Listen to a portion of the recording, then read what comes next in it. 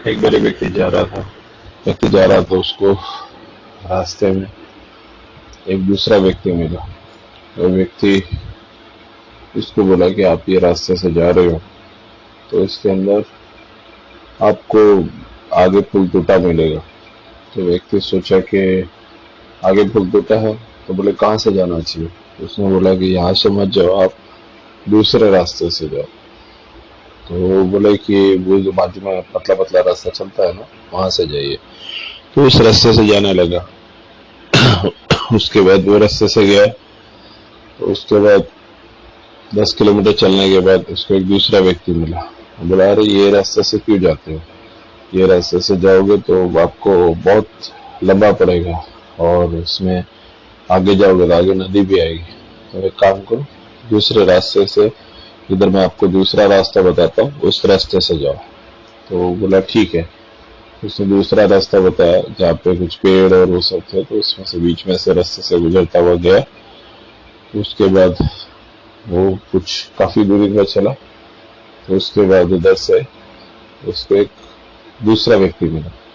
बोला, अरे इधर से क्यों जाते हो आप, इधर से आप जाओगे आगे नदी आएगी, नदी में मगरमच्छ खा जाएगा, आप उधर से मत जाओ, आपको जाना है तो जाओ लेकिन आगे मगरमच्छ।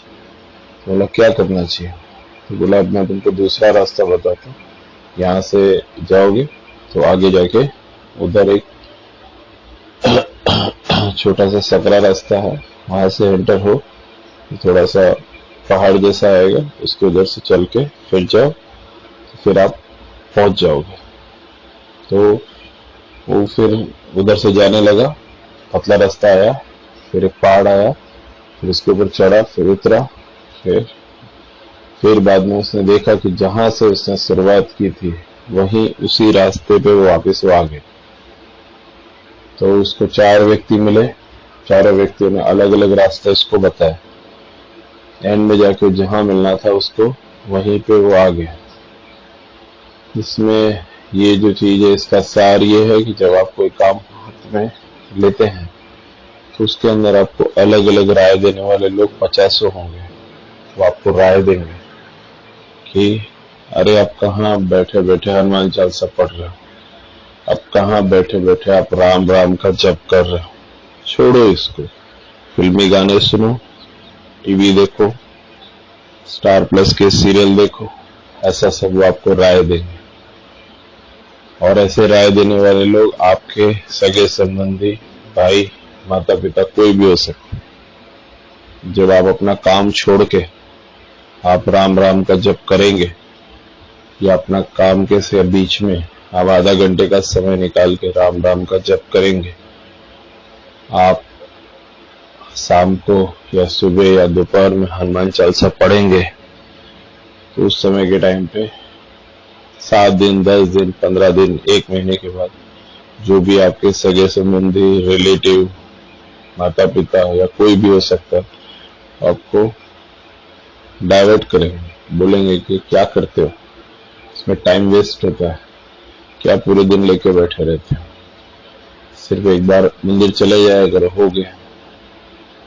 तो जब आप ऐसा करोगे उसकी वजह से वो आपको डाइवर्ट करेंगे।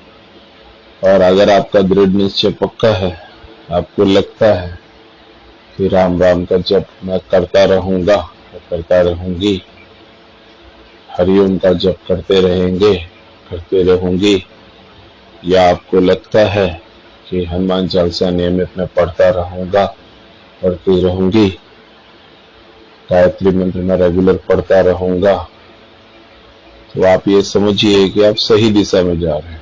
आप किसी व्यक्ति के बहकाने से आप दूसरे तरफ डाइवर्ट नहीं होंगे। आप ये समझ के रहिए कि जो भी आप करते हैं वो व्यक्ति, वो चीज आपके पास एक बार आपके पास आ जाती है।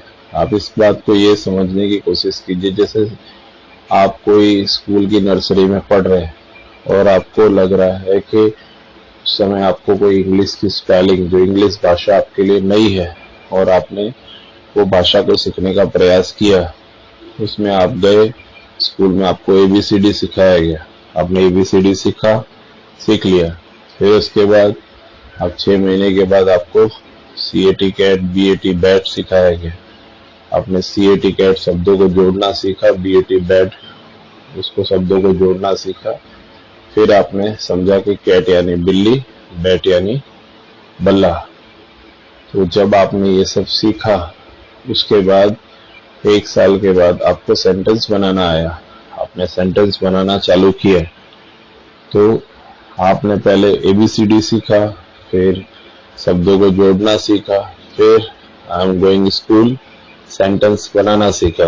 अब एकदम से टीचर ने बुला के आपको शब्दों को सेंटेंस बनाना नहीं सिखाया। इसका चीज का तात्पर्य क्या हुआ? तात्पर्य ये हुआ कि जब आप राम राम का जप करते हैं, जब आप हनुमान चालीसा पढ़ते हैं, जब आप गायत्री मंत्र पढ़ते हैं, तो आपने चीजों की शुरुआत की है। आपने जब पढ़ा तो आपको आध्यात्म की ABCD मालूम पड़ेगी।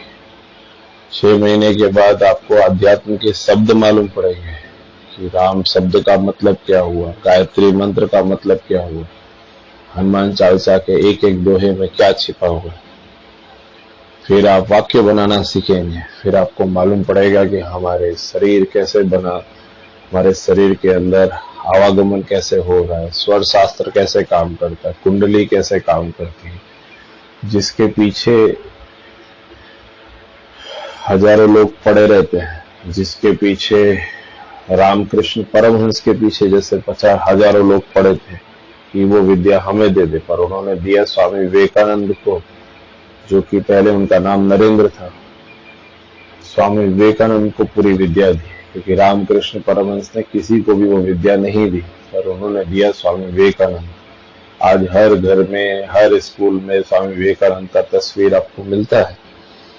इससे क्या मालूम पड़ता है? इससे ये मालूम पड़ता है कि विद्या का महत्व बहुत ज्यादा है। आपने अगर स्कूल की आध्यात्म की ABCD पकड़ी, तो ABCD ये है कि आपने पहले जाप शुरू किया, 6 महीने के बाद आपको कुछ समझ पड़ेगा, साल भर के बाद आपको कुछ और समझ पड़ेगा, फिर उसके बाद आपको वाक्य उसको मालूम पड़ेगा कि बॉडी की श्रृंखला क्या है, बॉडी में स्वर शास्त्र कैसे काम करता है, सूर्य चंद्र क्या था। ये सब चीज बहुत गहराई में है। क्यों लोग 2-2 साल 5-5 साल इसकी तपस्या करते हैं? क्यों 2-2 साल 5-5 साल लोग कोई जगह पे रह के तप करते हैं? इसीलिए करते हैं क्योंकि उनके माइंड में जितना कचरा भरा पड़ा है, वो कचरे को पहले निकालेंगे, उसके बाद नया चीज एंटर होगा। आप इस बात को इस तरह से समझिए कि एक बार एक गुरु था, और गुरु के पास एक इंसान कुछ ढपली बजाने का सीखने के लिए गया।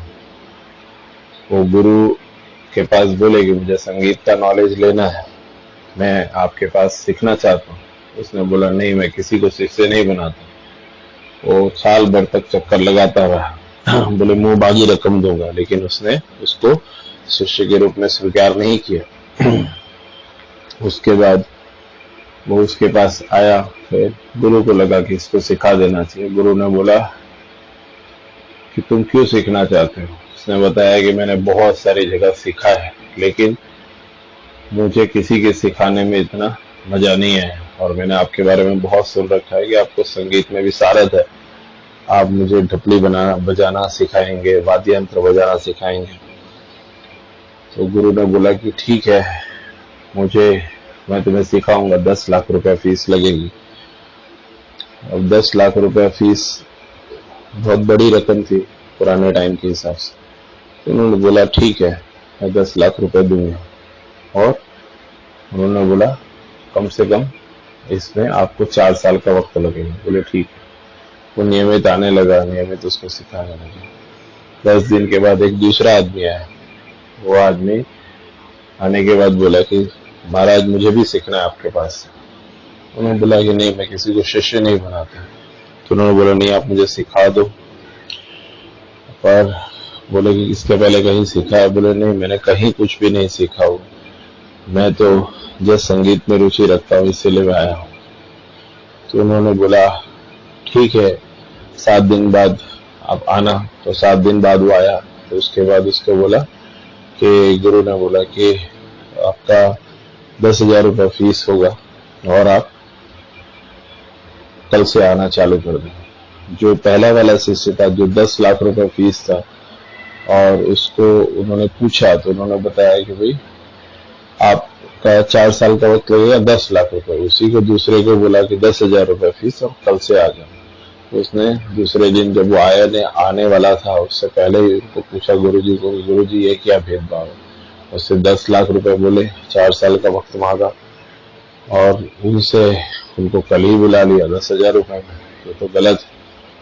तो गुरु ने बोला कि मैंने कोई गलती नहीं की है, ये बात को समझो कि मैंने तुम्हारी फीस भी 10,000 ही ली है, लेकिन 9,90,000 रुपए इसके पहले जो तुमने कई साल तक सीखा है, उसको भुलाने के अंदर मेरे को मेहनत लगेगी, क्योंकि आप गलत फलत सीख के आए हो, और वो चीज को आपके मेमोरी में से, मस्तिष्क में से डिलीट करने के बाद आपको मैं जो सिखाऊंगा वो तुम सीखोगे।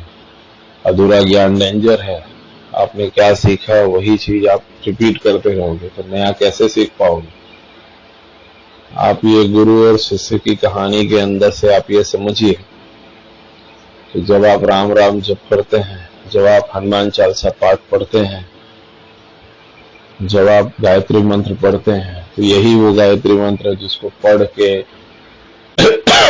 गायत्री परिवार की स्थापना हुई, और कितनी ही जगह पे गायत्री मंत्र की स्थापना हुई, गायत्री मंदिर की स्थापना हुई, और कहां से कहां तक लोगों के अंदर आध्यात्म का विकास हुआ। ये वही हनुमान चालीसा है जिसका गोस्वामी तुलसीदास जी ने उसको अवधी भाषा में लिखा, और वही तुलसीदास जी की हनुमान चालीसा पूरे वर्ल्ड में, पूरे दुनिया में बोली जाती है।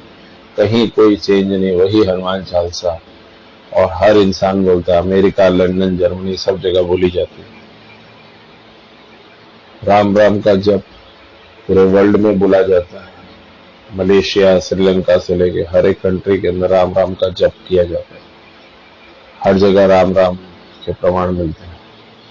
इससे ये मालूम पड़ता है कि चीज वही है, लेकिन किसने कितने लेवल पे तप किया, किसके अंदर कितना वो चीज के प्रति उन्होंने समय दिया, वो इम्पोर्टेंट है। आपने ABCD पढ़ना चालू किया और आपने बोला 3 महीने हो गए, अभी हमें कुछ मिला नहीं, तो आप 3 महीने की ABCD सीख के फिर आपको कैसे आगे का मालूम पड़ेगा। हमें 6 महीने किया, बोले अरे मजा नहीं आया। 6 महीना करने के बाद तो अभी तो कुछ मिल जाना चाहिए। आपने साल भर किया, आपको बोला मजा नहीं आया। साल भर हमने पढ़ा, कुछ नहीं हुआ, अपने काम में लग गए, बंद कर दिया। तो ये सब कहने का रीजन ये है कि आप जो भी चीज करते हो उसके पीछे आप कितने एकाग्रचित होकर करते हो, कितने टाइम से कर रहे हो, और आपका लगन कितना है। किसी ने, सगे संबंधी, रिलेटिव, माता पिता ने आपको मना किया, आप रुक गए। आपको हुआ कि छोड़ो, टीवी की आवाज म्यूट करके आप स्टार प्लस देख रहे हो और जप कर रहे हो। आप इधर जप कर रहे हो, दूसरी तरफ आपका ध्यान इसी में ही है कि फटाफट जब कंप्लीट करो, खाना मुझे खाना है। आप इधर गायत्री मंत्र पढ़ रहे हो, आपके मन में लग रहा है कि फला के पास से हमें माल की डिलीवरी लेनी है। आपका मन एकाग्र नहीं है, तो असर कम होता है, नहीं होता है। और आप अगर कोई काम को पकड़ के बैठे हैं, उसमें एकाग्रचित होकर आप लगे हुए हैं, तो आपको सफलता मिलेगी। बस आपको ये ध्यान रखना है कि हम आध्यात्म की ABCD सीख रहे हैं, कल को शब्द सीखेंगे, परसों वाक्य सीखेंगे, स्वर विज्ञान सीखेंगे,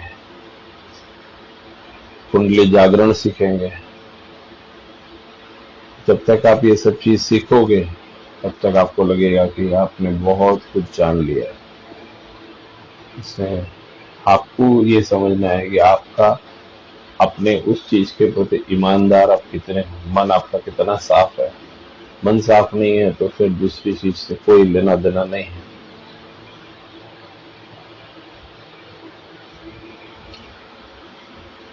जय श्री राम।